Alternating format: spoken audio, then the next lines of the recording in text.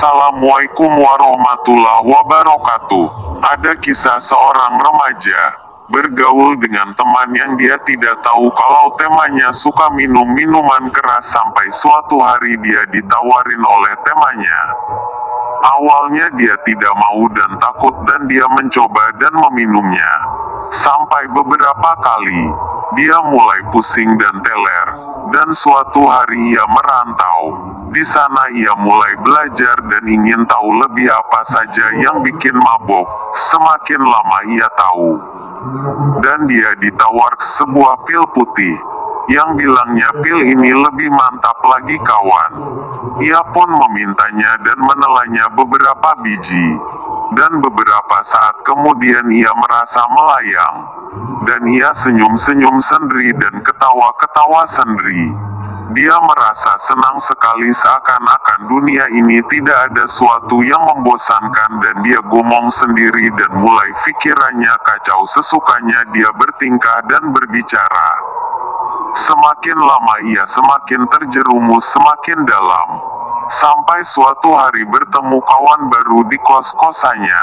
Dia diajak sama temannya itu. Dia hanya duduk dan melihat temannya mengeluarkan sesuatu dari dalam tasnya.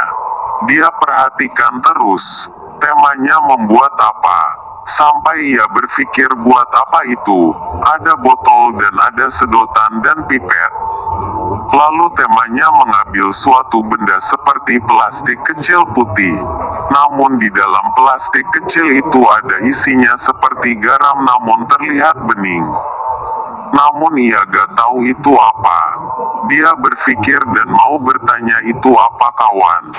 Namun ia gak mau tanya itu apa. Soalnya merasa malu kalau dia mau tanya. Seakan-akan dia sok tahu itu benda apa. Lalu temannya memasukkan benda itu ke dalam pipet. Dia terus perhatikan. Lalu temannya membakar pipet yang berisi benda itu dengan api sangat kecil sekali. Dia pun merasa heran juga kok bisanya apinya kecil seperti itu.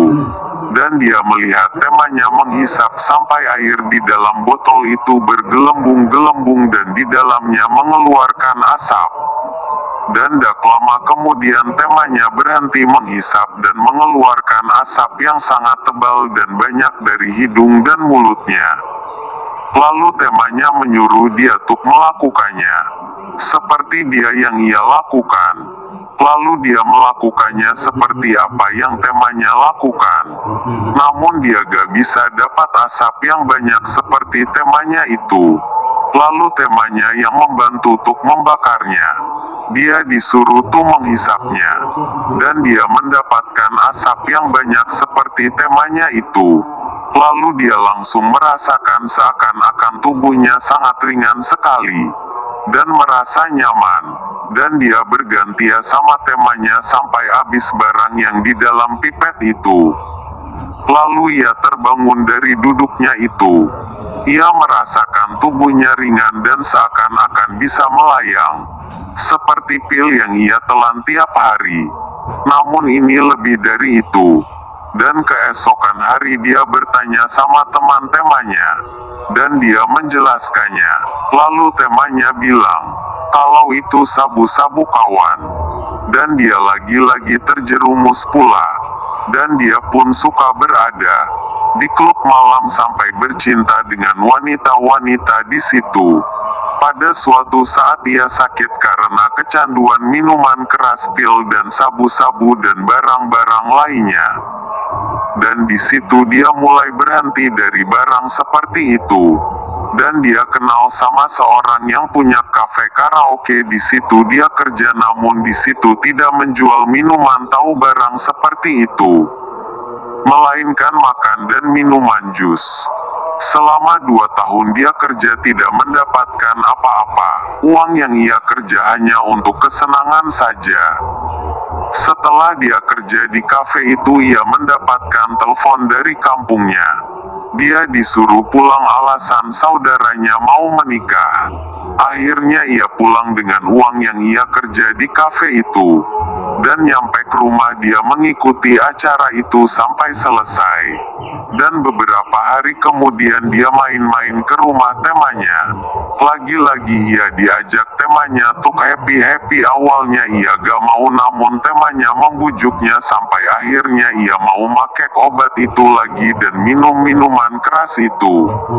Menjelang lamanya ia begitu. Pada suatu hari ia melihat seseorang di rumah tetangganya.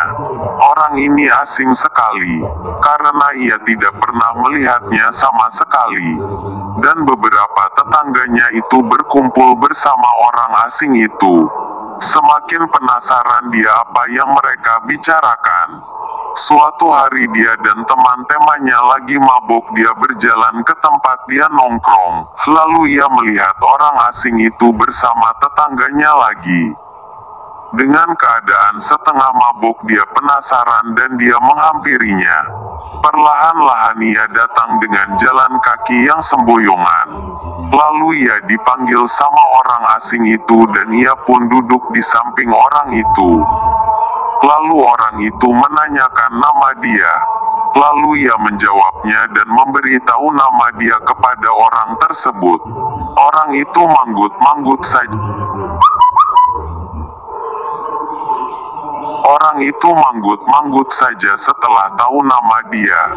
Lalu orang itu mengambil sesuatu dari tasnya. Dia melihatnya, ternyata ia mengambil sebuah minyak wangi. Lalu minyak wangi itu dioleskan ke tangan orang itu. Dan kemudian minyak wangi itu dioleskan ke bahu si dia. Dan seketika dia mencium harum minyak wangi itu. Dia pun sadar dari mabuk dan pusing di kepalanya pun langsung seketika hilang. Lalu ia mulai bertanya-tanya dan berbincang-bincang sama orang itu. Keesokan harinya dia datang ke rumah tetangganya, lalu dia bertanya mana orang asing itu sekarang. Lalu dijawabnya orang itu sudah pulang. Dan tetangganya tak lama kemudian lagi teleponan sama orang asing itu. Dan orang itu menanyakan dia, lalu dia menghampiri tetangganya itu. Lalu orang itu bilang, mau tak kasih sesuatu sama saya?